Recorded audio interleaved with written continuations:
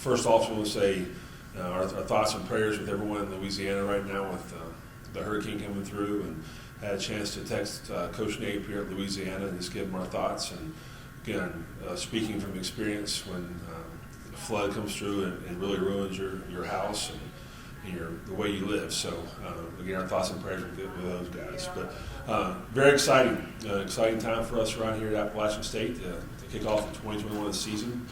And it's going to be a great game in state, East Carolina, and it's great for our state. And I hope in time we can do more of these. I think it's great for the fans, easy travel for both parties, East Carolina and Appalachian State.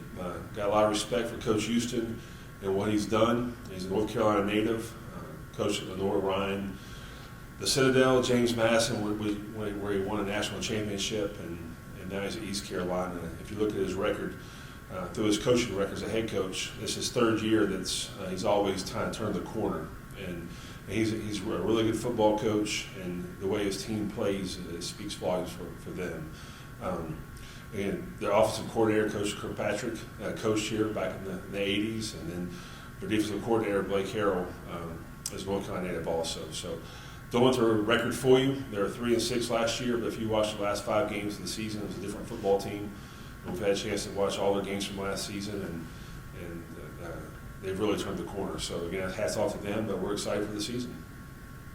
Sean, I guess going off that point, what did you see in those last few games that really made the difference for them to play a little tougher this game? Well, I think they really came together, and they really bought into what Coach Houston's selling down there. And I think it all starts with their quarterback and Holton Ahlers, and he's really looks more comfortable in the pocket.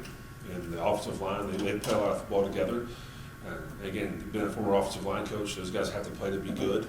And their receiver, Sneed, I mean, he's one of the top receivers in the country. You look at the tape, I mean, he's always open.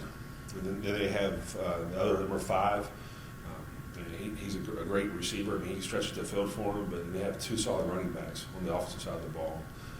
But just the way they play, I mean, they're playing with emotion and enthusiasm the last 4 or 5 games, and the record shows that. They had a big win versus SMU, and at the time SMU was in the top 20 in the country. And on defense, they have an outstanding defensive line. They have one of the top corners in the country. And they have a graduate transfer at safety who came from North Carolina. So they got great players, and they're buying what Coach is selling to those guys down there, and it's going to be a tough battle for us. Doug's talked a lot about how important these regional games are, and you even kind of mentioned it a little bit with the fan base being able to travel a little better. But you know, for the football team specifically, like when a series is maybe restarting like this one is, you know, where does it show up for you, like excitement-wise?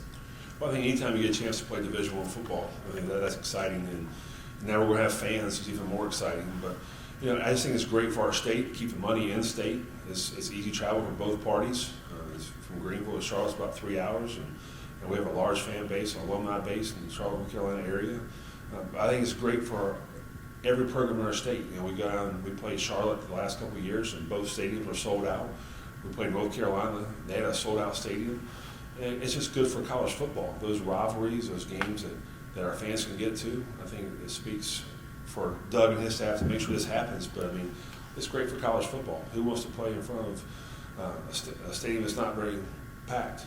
And now we're going to play in Charlotte. And I'm not sure the numbers there, but we'll have a great crowd, a great showing from both universities, and we're excited for it.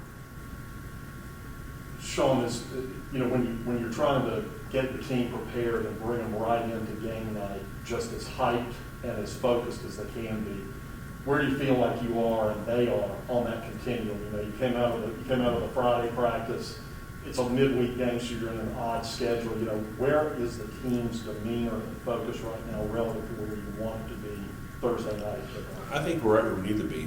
You know, like you mentioned, it's a weekday game, so even though today's a Monday, it's a Wednesday in our minds. And you know, we had great focus yesterday. It was a Tuesday practice for us on Sunday, and we had great focus. Our guys are really locked in to the task at hand, and they know it's going to be a tough battle. And they know that they have to play our brand of football in order to have a chance to win. And that's why I explained to our team yesterday in our team meeting, we don't want the record for you, because if you watch the last 4 or 5 games, they're a very good football team. But I like where our team is at right now. I think it helps having those 6-year guys back to help the younger guys out, understand the magnitude of playing college football, and our goal is to be 1-0, and all of our focus is on East Carolina. We're not looking ahead and not looking from last year, but to make sure we're ready to prepare for this game Thursday night. You talked about ECU a little bit and focusing on their defensive side of the ball. They really struggled to stop the run for a large portion of last season. The place that changed was the last 2 games, which of course were both wins. They held opponents to just barely over 100 yards, less than 3 yards a carry. As you guys went back and looked in particular at that last couple of games they played against Temple and against SMU, were there specific differences you saw in the run scheme that they were putting up those games? Well, you're speaking for a defense? Yeah. Well, I don't think it's that. I think it all starts up front on both sides of the ball. And their defensive line really got after those 2 opponents. You look at the Temple game and the SMU game. East Carolina took it to those 2 opponents, and they have a big athletic defensive line. Their linebackers run exceptionally well.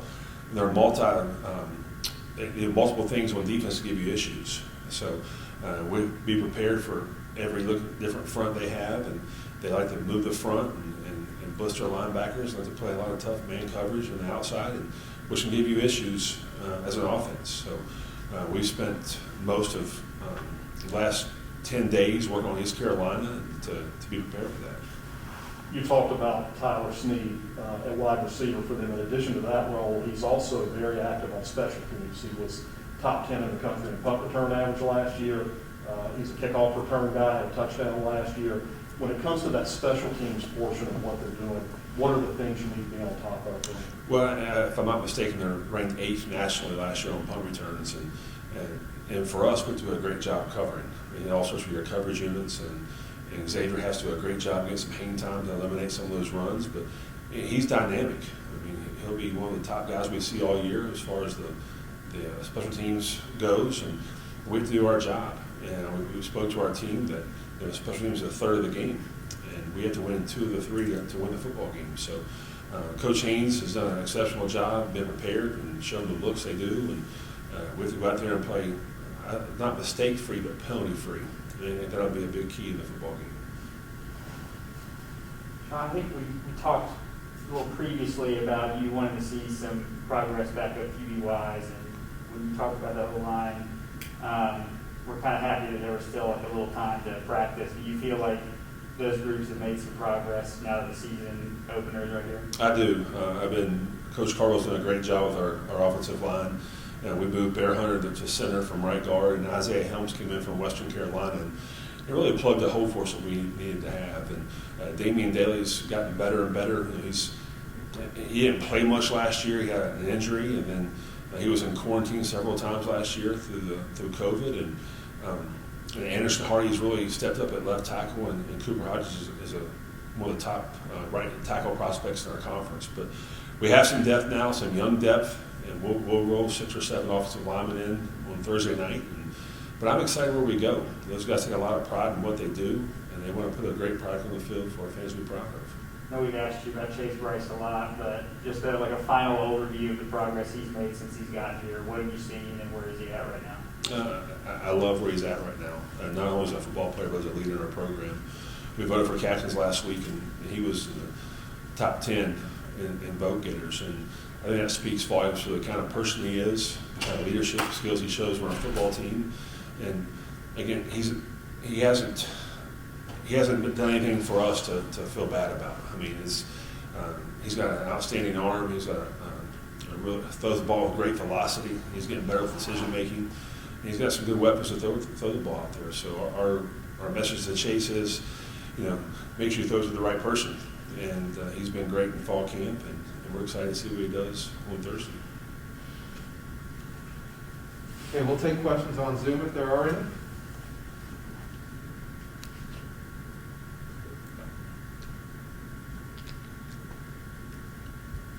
You can go ahead with your question. Got me, Joey? Yes, sir.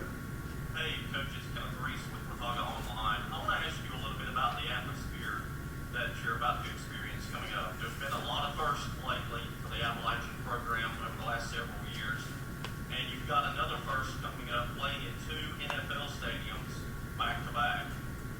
Do the players, I know you don't have a specific number, but you're bound to have some players that's probably never even set foot in an NFL stadium to watch anything. about that at all? What that atmosphere might be like for them and what that will mean for them? Yeah, I think it's exciting anytime you can play in an NFL stadium. Again, we're like you mentioned, we're going back to back, but I've told our guys that it's still 53 and a third wide and 100 yards long. So, doesn't matter how many fans are there, but football's football. It doesn't matter if you're playing Talladega High School or Bank of America. We have to make sure we do our job to give ourselves a chance to win. But again, I think our guys are excited.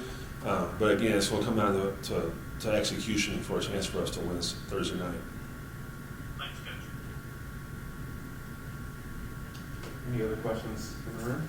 You never got to play against ECU, did you? No, sir. That bummed you out a little bit? No, the last time we played them was, I hear it was like 112 degrees down there. So that was like the hottest day on earth.